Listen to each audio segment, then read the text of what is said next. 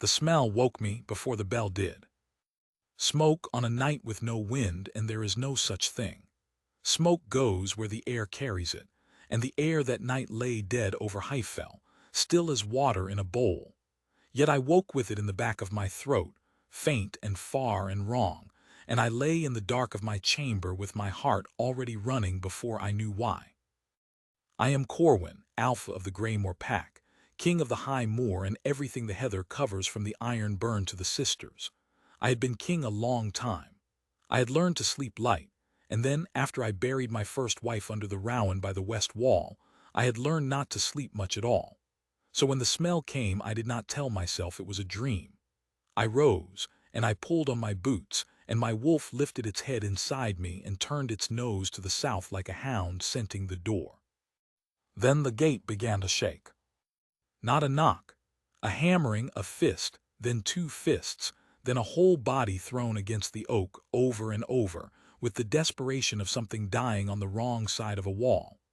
I was already on the stair when Doran, my war captain, came out of the guardroom with his sword half drawn, and his face still creased from sleep. "A raid," he said. No, I did not know how I knew. "Open the gate." "My lord, at this hour I'd sooner." "Open it, Doran." He threw the bar. The gate swung, and a shape fell through it into the torchlight and into my arms. I have carried wounded men off the field. I have lifted the dead. I know the weight of a body that has spent everything it has. She weighed almost nothing, and yet the moment my hands closed on her I felt as though the ground had shifted a hand's breadth under me and set itself down again level, in a place it had never quite been level before. She was soaked in her own sweat and gray to the lips with exhaustion. Her feet were bare and bloodied. Her hair had come loose and stuck to her face, and there were long scratches down her arms from running through gorse in the dark. She was a stranger. I had never in my life seen her. And I knew her. I want to be honest about this, because it is the strangest thing that ever happened to me, and I have never been able to make it smaller in the telling. I did not feel my wolf go still, the way the old songs say it happens. My wolf did not still.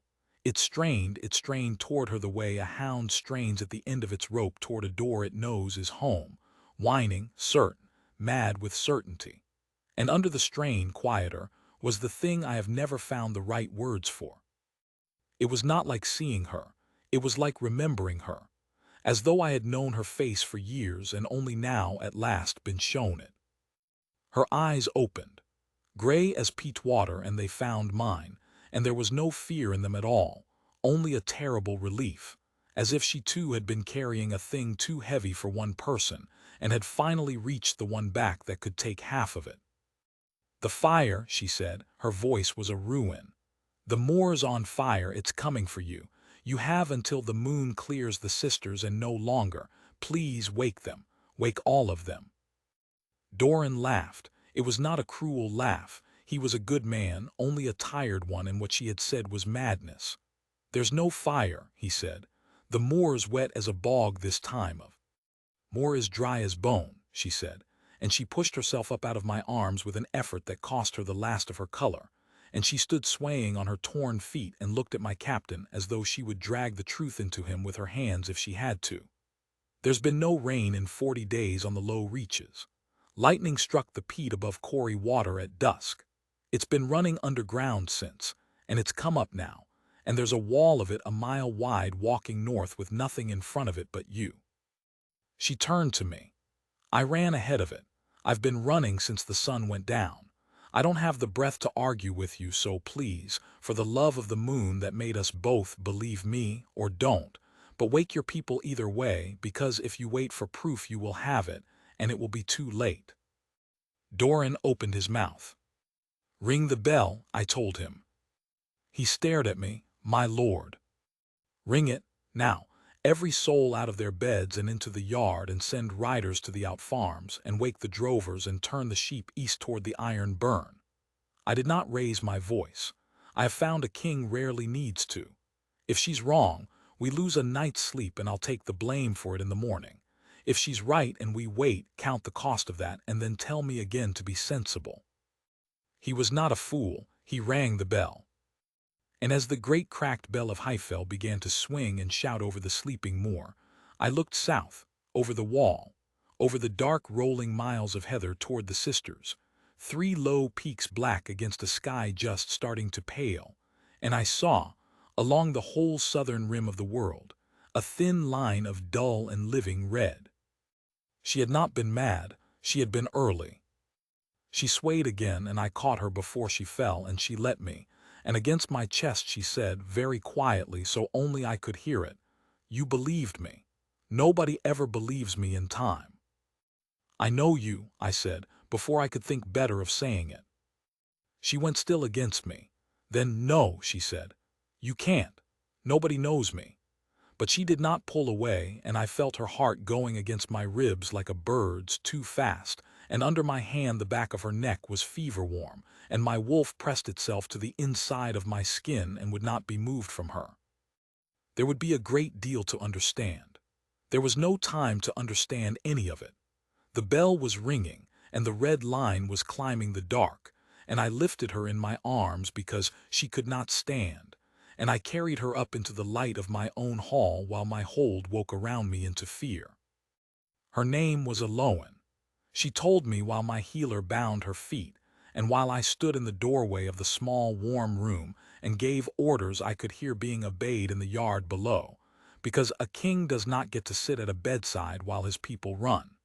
She told me in pieces between the healer's work, and I have put the pieces together since, and this is the shape of it. She was the last of the runners of the Old Moor. I had heard of them. Every one of my grandmother's years had heard of them, the way you hear of a thing that is half history and half song, the moon-blessed line who ran ahead of the dark. In the old days, before the packs built walls, when a hold's only warning of a flood or a fire or a coming warband was how fast a body could carry the news across the empty land, there were women born who could carry it faster than anyone. They were said to dream the disaster before it woke. They were said to run without tiring, over any ground all night. And to feel the wrong thing coming the way the rest of us feel a change in the weather in an old wound. When the walls went up, and the beacon fires, and the riders, and the roads, the runners were needed less, and then not at all, and then they were forgotten, and then they were gone. Everyone knew there were no more runners. It was the sort of thing everyone knew. "There is one more," Aloan said, and turned her wrist over in the lamplight and showed me the mark. It was not a scar, and it was not a tattoo. It was under the skin, a pale silver crescent no bigger than a thumbnail on the inside of her wrist, and as I watched it caught the lamplight and held it a moment longer than skin should, a small cold gleam, like the moon seen at the bottom of a well. Her mother had borne it, she said, and her mother's mother, back and back, a line of women who woke in the night with the taste of smoke or the sound of a river breaking its banks in their heads, and who got up and put on their shoes and ran to warn people who did not know them, who would never know them, who would wake and be saved and never learn there had been anything to be saved from. "Nobody thanks a runner," she said, and she said it without bitterness, the way you'd state the weather. "You're never there for the thanking. You warn them and you go because there's always another one coming, another fire, another flood, another cliff full of sleeping people who don't know the ground's about to give. My mother ran until her heart stopped on a moor 200 miles east of here, warning a village whose name she never knew. I found her in the morning. I was 9. She looked at her bound feet. "I've been running since. 23 years. I don't stop. If I stop, I dream them, all of them, the ones I might have reached, so I don't stop." I did not say the thing that was standing up in my chest. It was not the moment. There was a fire coming, but I will tell you what it was, because I have never lied to my own people and I will not lie in the telling of this. What stood up in my chest was a grief so sudden and so complete that it frightened me. Grief for a woman I had known for less than an hour. Grief for every night of those 23 years, every dark moor, every hold she had saved and left in the same breath, every door she had hammered on and been laughed at behind. My mate. My wolf had said it at the gate and it had not stopped saying it since. My mate had spent her whole life running herself toward her mother's death, alone, for the sake of strangers, and I had not been there, and now she was here, and there was a fire coming, and I could not even sit down beside her. "When this is done," I said, "you will not run again unless you choose to." She looked up at me, and something flickered in the peat gray of her eyes. Not hope. She was long past hope, something more like the memory of it. "Everyone says a kind thing to the runner," she said, "the night she saves them. In the morning they've a hold to rebuild, and I've a road to walk. Don't make me a promise, my lord. I'd rather you didn't.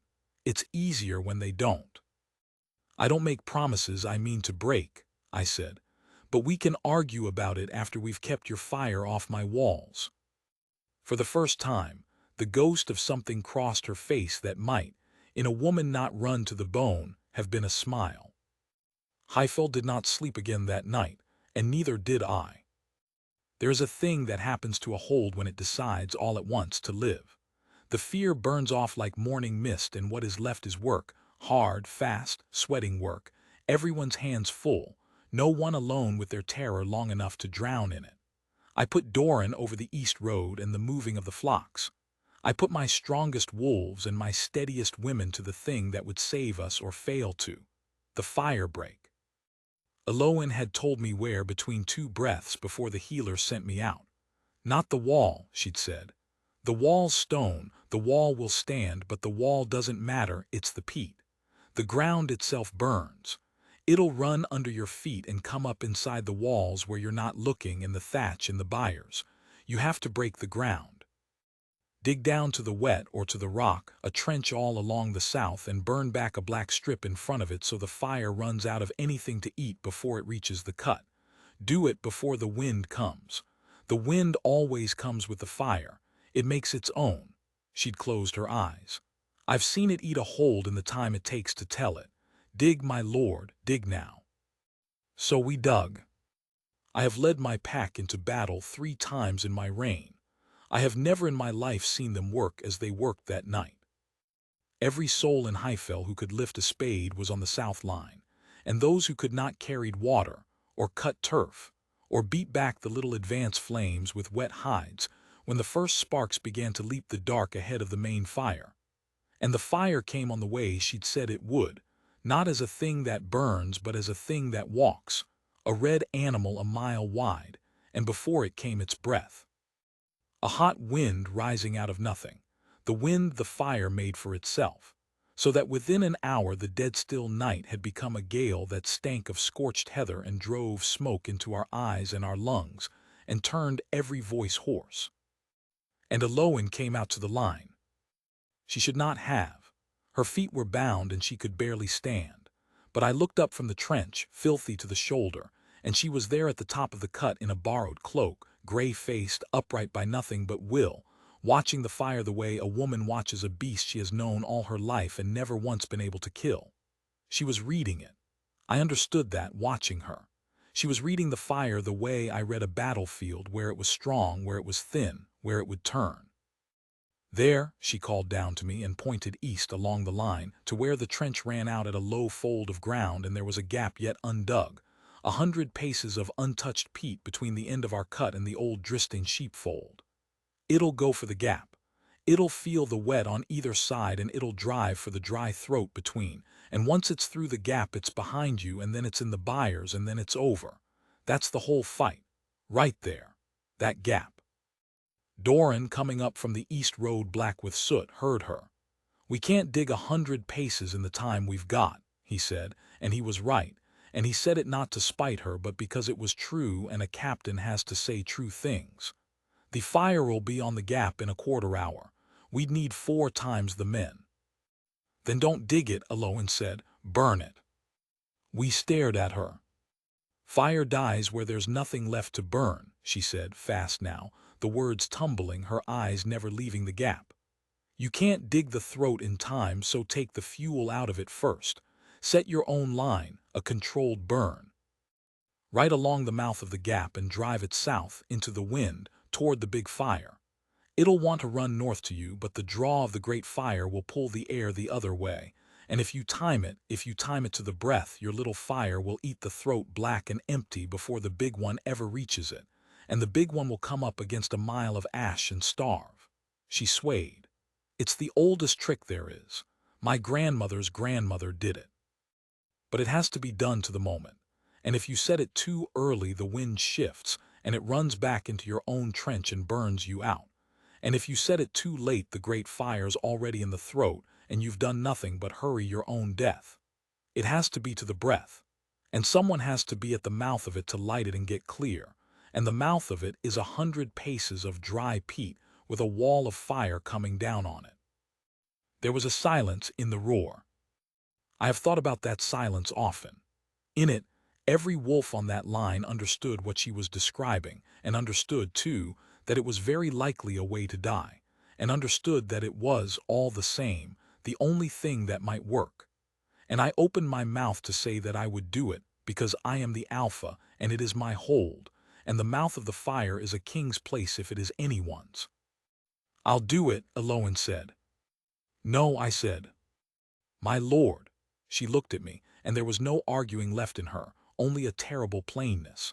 "I can't dig your trench. I can't beat your flames. I've not the strength left in my arms to lift a hide. There is exactly one thing left in this world that I can do better than any soul on this moor, and it is run. 100 paces of burning ground, lighting as I go, and out the far side before the fire I set turns on me. There is not one person here who could do it and live except me. It's what I'm for. It's the only thing I've ever been for. Let me be it."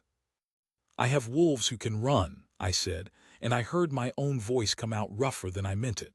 "I can run." "Not like me you can't," she said gently, as if she were sorry for it. "You know it. You felt it at the gate. You know what I am." Her hand came up, and for the barest moment her fingers touched the back of mine where it gripped the spade, and the mark on her wrist gleamed cold in the red light. "Let me do the thing I was made for, Corwin, one time, for somebody who will be alive in the morning to remember it was done. Please, just once, let it have been worth something that I can run. And I who am the alpha of the Greymoor pack, who have never in my life been overruled on my own ground." I stood aside. Not because she'd convinced me, because it was true, and because I have never been able to lie to myself for long, and because I saw in her face that this was not a woman looking for a way to die. This was a woman who had spent her whole life saving people who never knew her name, and who was, for once, asking to save people who would. "You come back," I said. It was not a request. My wolf was howling inside me, and I held it by the throat. "You light your line, and you run, and you do not stop, and you come back through the gap on the east side, and I will be there, and you will come back to me. Say it."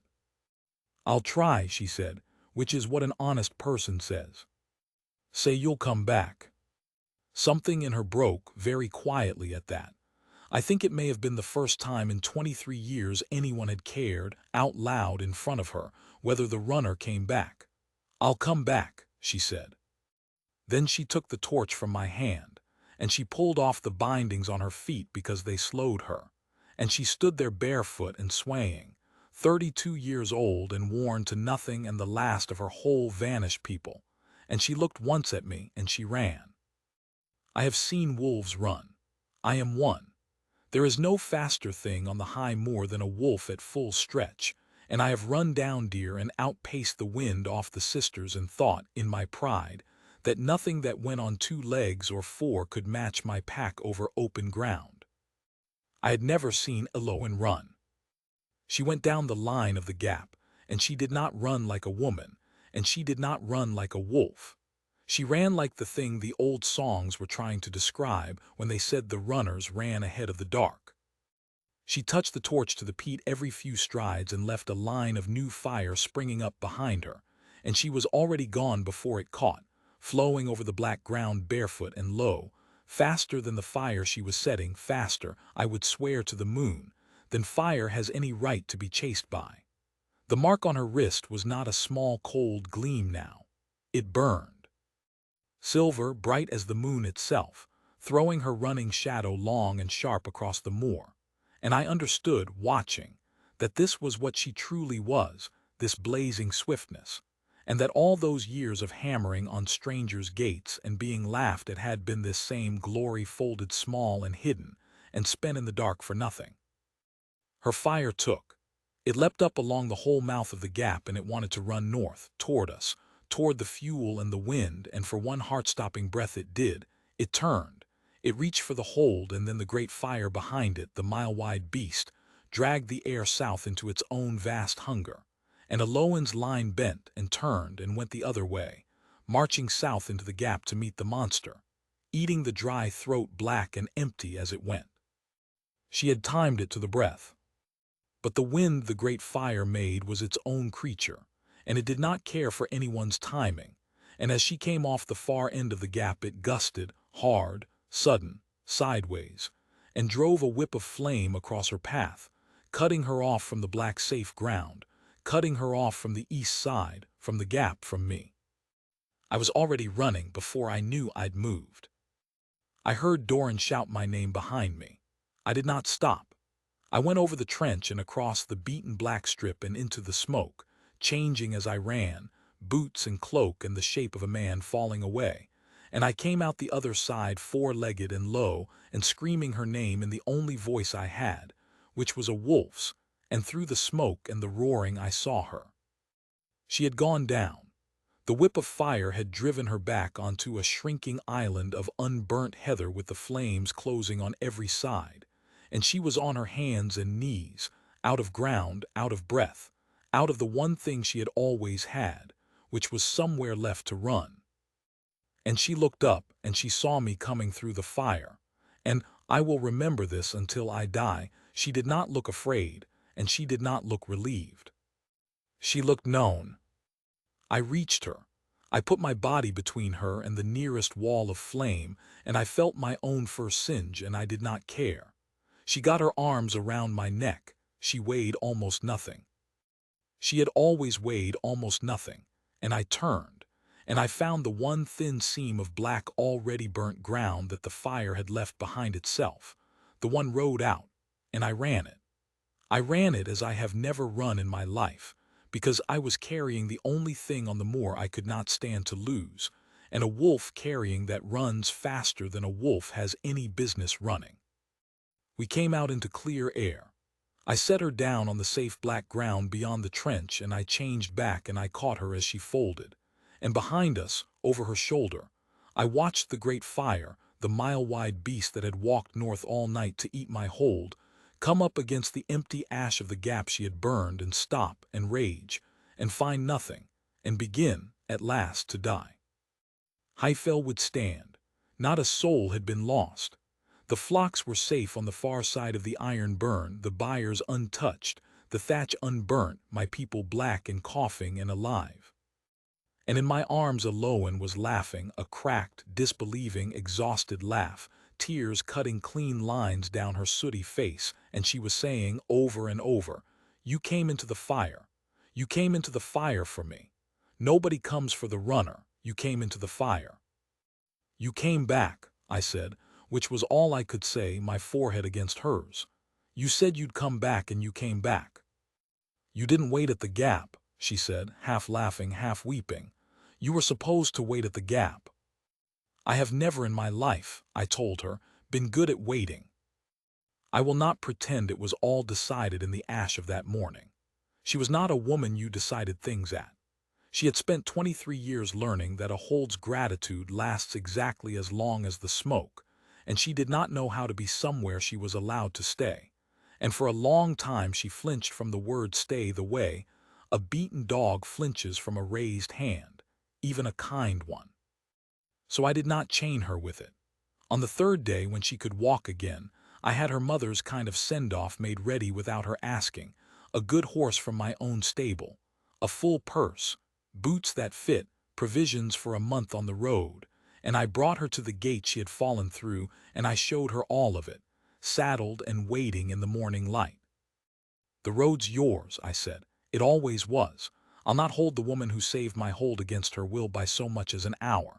If there's another fire out there, another cliff full of sleeping people, you go, and you go with everything Heifel can give you, and there'll be a hero's name behind you here for the rest of time." I found it was hard to say. I said it anyway. "You are free to go, Alowan. I need you to know you're free to go. I couldn't ask you to stay if you didn't." She looked at the horse a long time, then she looked at me. "And if I stay," she said, very low, as though she were afraid of the words. "What am I if I stay? A king doesn't wed a vagrant who hammers on gates. There's no place at a hold for a runner who's stopped running. My mother never stopped. None of us ever stopped. I don't know how to be a person who isn't running toward the next dark thing. I don't know what I'd be." "You'd be the woman I've been running toward my whole life without moving," I said, "and I have been standing still for a very long time." I took her hand, the one with the mark, quiet now, a small silver crescent gone cool. "I stopped waiting for a mate a long time ago, alone. I told myself it wasn't for me. And then a stranger fell through my gate in the middle of the night, out of breath, out of the whole world, and my wolf said there she is, and it has not stopped saying it since.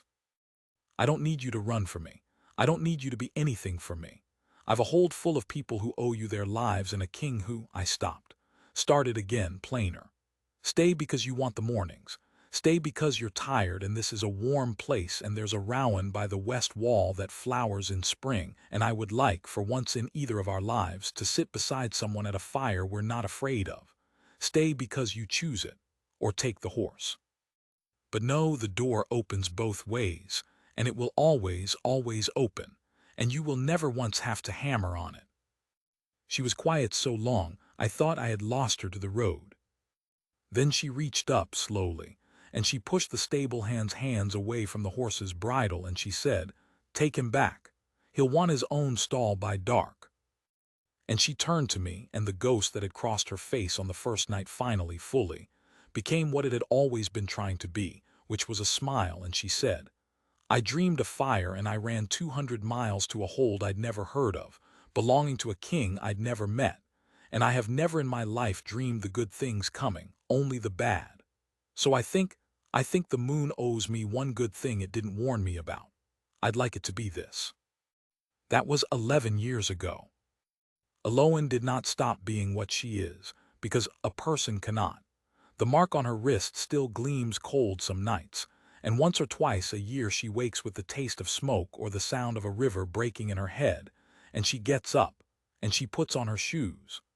But she does not run alone anymore, and she does not run to save strangers and vanish into the dark before the thanking. She rides out with a company of my swiftest wolves at her back and my banner over her head, and she warns the far holds of the high moor of the fire and the flood and the failing ground before it comes. And the holds know her name now, all of them, and there is not a child on the moor who has not heard of the runner queen who came out of the night ahead of the dark and stayed. The runners of the Old Moor were forgotten. She has made them a thing worth remembering again. She is teaching 2 more girls with silver marks on their wrists, found in out farms where their gifts had made them strange, and they will not run alone or die on nameless moors as her mother did. That is what she chose when she chose the mornings. Doran, who laughed at her that first night, and who has never once forgiven himself for it, though she forgave him before the fire was even out. Doran is the one who trains her riders, and I have heard him tell the tale of the gap burn to young wolves so many times that he has quite forgotten he ever doubted her, and I have never once corrected him, because a man humbled that gracefully has earned the right to remember it however he can bear to. As for me, I told you at the start that I had learned, after I buried my first wife, not to sleep much at all. I sleep now. This is the strangest gift of all of them and the one I never say aloud, so I will say it here, where only the moon can hear.